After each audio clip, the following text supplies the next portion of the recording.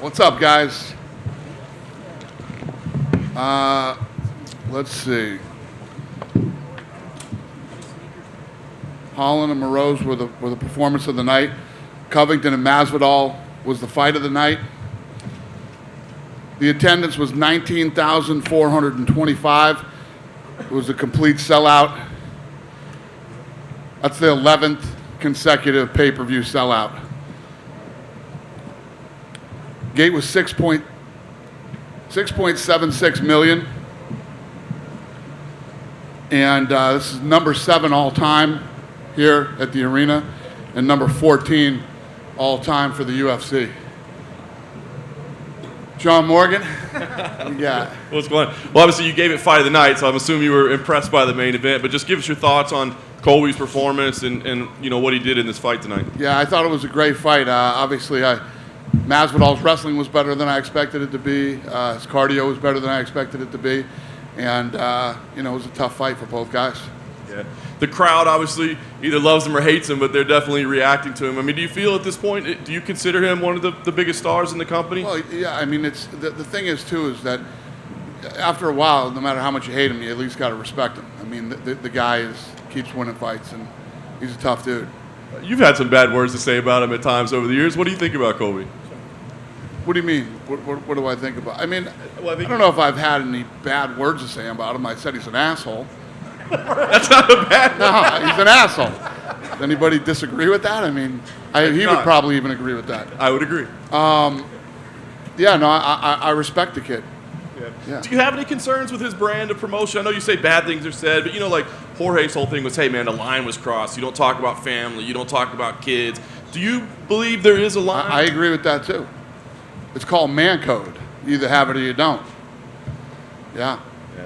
What do you see next for Colby? I mean, obviously he's 0-2 against the champ right now, but he called out Dustin Poirier. Is that a matchup that interests you in any way? I don't know. He's in a very weird situation.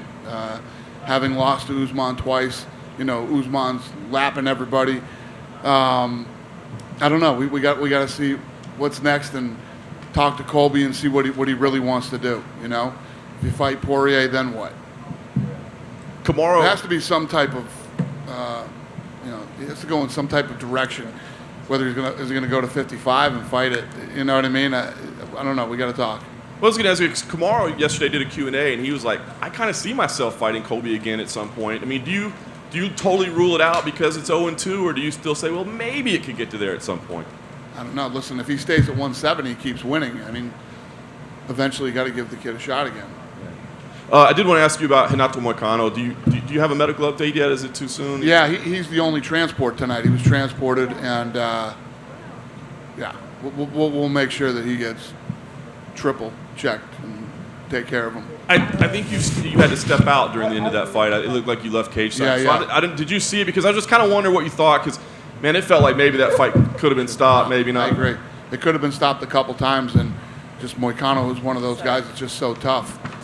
It could have been stopped, and at the end of the 5th round, he started coming on, and RDA was probably happy there wasn't one more round of that fight. You know what I mean? Moicano is the real deal, man. That's why we knew when we were making this fight, obviously if we could have got Islam to turn around, that would have been awesome, but until we even knew we had Islam, or thought we had Islam, Moicano was 100% the guy we wanted to go with. I did want to ask you about Islam. Did he actually turn it? There seems to be some controversy over why he didn't get this fight. There's no controversy. He turned the fight down. He said no. No.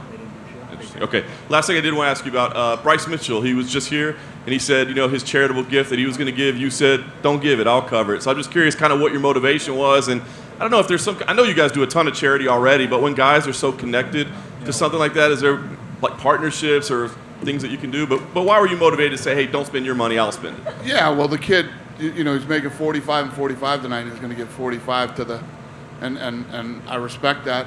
And he said, we'll do it. We'll take care of it. Hey, Dana, to your left. Your left. Curious what you thought of Colby striking. I mean, he seemed like in a lot of the exchanges he got the better of Masvidal, and obviously Jorge is is considered the better striker. Did that impress you, what you saw from him in that I fight? expected that, actually. I expected that. That's Colby's style. He makes you worry about the takedown. I mean, he fought the exact fight that I thought he would fight tonight. He, you have to defend that takedown all night, so it sets up the striking for him. And, that's a really tough fight for Jorge to get into because obviously the style is a complete, worse thing for him. And then he's got the champion in that division, the kind of the same thing with the wrestling. So where do you go with him? I mean, do you move him around and just, kind of cherry pick big fights for him, looking at since he has those two big guys ahead of him? Yeah, I don't know. That's a good question. We knew tonight whoever won and whoever lost, what would be next and where would they go. And I don't know. We're sitting right here right now. I don't know on either one of them, even Colby who won. So when you negotiate this new contract with him the other day, you had to have an idea of, hey, well, if he loses, we still have a 4 or 5 fight deal, whatever it was with him. We don't think that far ahead. We signed the kid, and you never know what the hell. It's like you guys will ask me every fucking press conference, what's going to happen after this? And that's John Morgan. True. What's going to happen after this and what's going to happen? I don't know. I have to see how the fight plays out. What kind of a fight is it? How did it go? And then I decide, with the team, what's going to happen next. And I wonder about the pay-per-view. Obviously, Masvidal has been his numbers. I think he's averaging close to $1 million on pay-per-view prior to tonight. Did this one track to get to that kind of a number? It's funny because we're talking. I mean, I just said this is our 11th consecutive pay-per-view sell. I mean, this thing's on fire. It's just crazy. Ever since the pandemic, it's been nuts for us. And yeah, I mean, these guys. I was telling you guys how much money we were losing during COVID, COVID testing, and all the other bullshit that we had to go through. But all the pay-per-views were skewing higher than you had a guy who would normally fight and do 300,000 pay-per-view buys, and he was doing 7 or 8. And yeah, I mean the business is just kicking ass. Well, did you have any indication that this one was going to be like that, where you had a number and then it did a lot better? Yeah, I mean this thing outperformed the budget big time. I mean just the gate alone. And finally, for me, do you know anything about what happened to I guess the broadcast went off for a while anyways during the fight. Do you know? Yeah, it didn't go off for a while. It went off for a little bit on the second round. Yeah.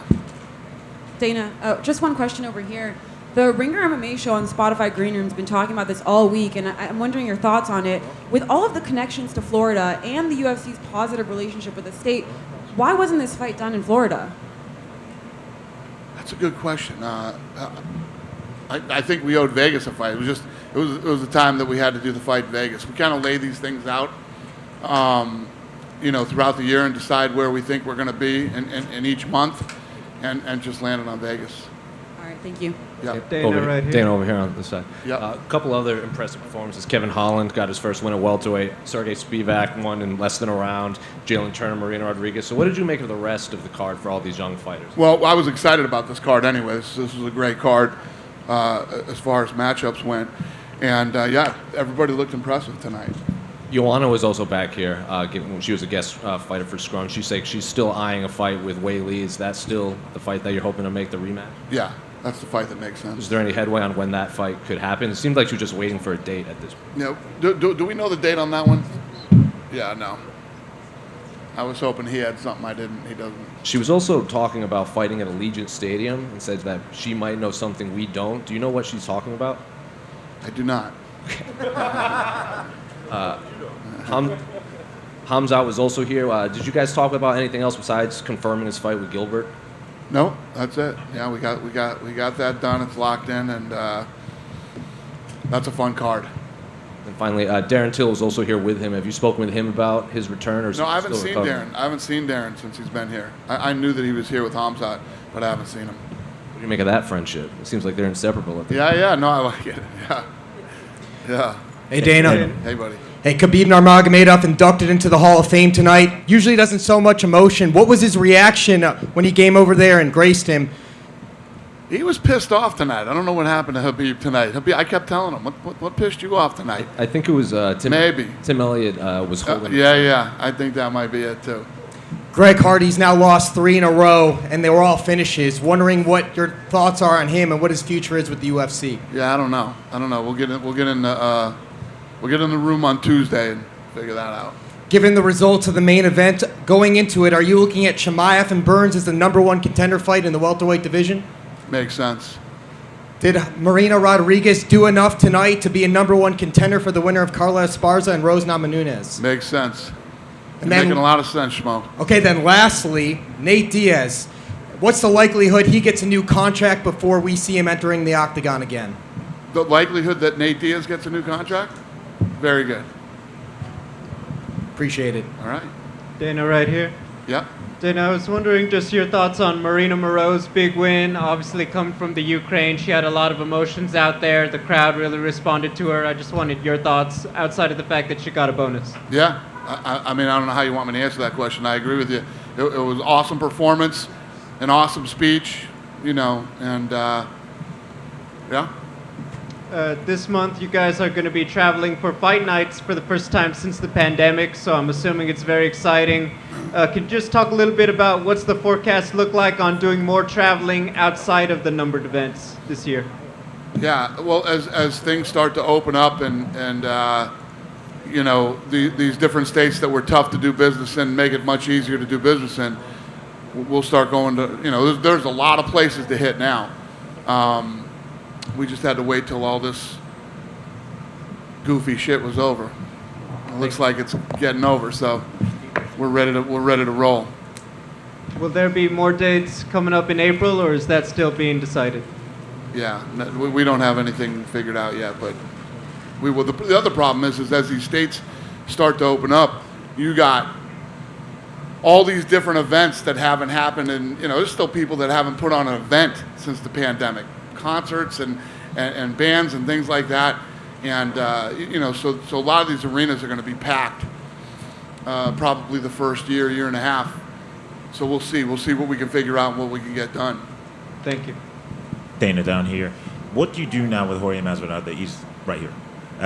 What do you do now with Jorge Masvidal now that he's lost 3 of his last 3 fights? I know you guys have just given him a new lucrative deal, but matchmaking-wise, what do you think makes the most sense for him at this juncture? I don't know. That was what Kevin just asked me. I don't know. We'll figure out what's next for him. The rankings will come out on Tuesday, and we'll do something that makes sense. And I'm not sure if you said, if you heard, Tom Aspinall recently said that you guys have told him that you've got potential replacements for Alexander Volkov. Now, I know you alluded to that the other day, but is that the case? I hope not, but we'll figure it out if it does. You know what I mean? I don't know. We'll see how this thing plays out too. We're trying to get him out of there early, and he didn't want to leave early, so. And hypothetically, if Volkov isn't allowed entry into the UK, would you keep that matchup together at all, or would you just? No, if he can't get into the country, then we'll make another one for Tom. He's from the UK, so we would find him another opponent. Regardless, then. Yeah. Okay. Thank you. Dana, just in front of you. Was that the last fight on Greg Hardy's contract?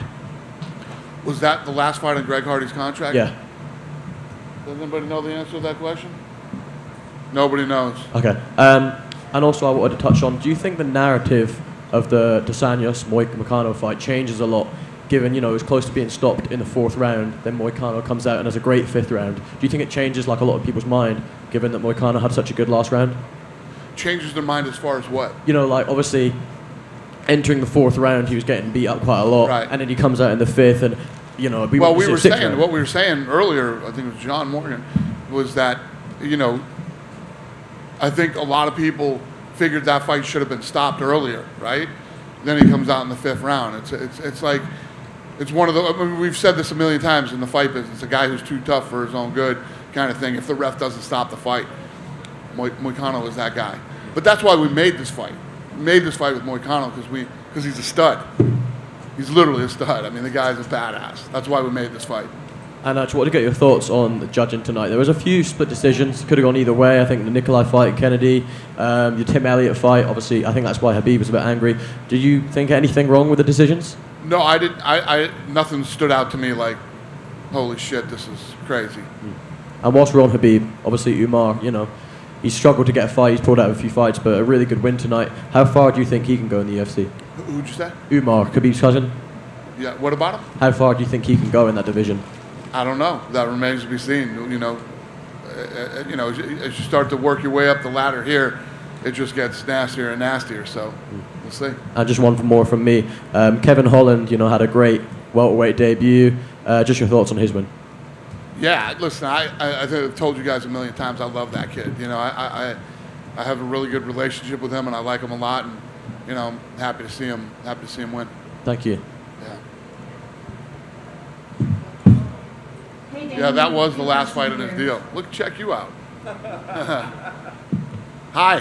Hey, yeah, we got a few questions. The first one is that Colby Covington definitely called out on Dustin Poirier in the fight, saying that he wants to match up with him next time. So, do you think that's going to happen in the near future? I don't know. We were just talking about that too. We said that he's in a really tricky situation right now. Does he go to 55? Does he move up to 85? Does he keep knocking off guys at 170? And then I eventually say, okay, he's ready for a title again. I don't know. It's a weird spot for both of those guys to be in, no matter who would have won. But we'll see. Okay. Next question is, today, Yan Xiaonan and Rodriguez, they have a pretty close fight. And what do you think about the split decision? What was the question? Did I think it was a split decision? Yeah, it was. And it was Rodriguez. Yeah, I didn't. Like I said, nothing stood out to me tonight in the judging that I was like, oh, this is ridiculous. When the judges, when I think that the judges blow it, I'm usually it stands out, and I would have, yeah.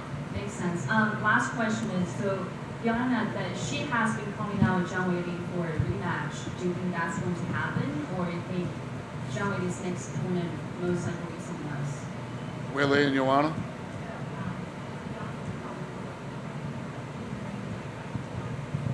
Yeah, probably Joanna.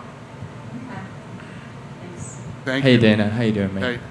I never got to follow up with you after 270, but I just wanted to wonder, how did the NFTs go? Was it a successful campaign? The NFTs? Yeah, the NFTs killed it. Yeah. Thank you. That was an easy one. You guys done with me? Have a great night. I appreciate it.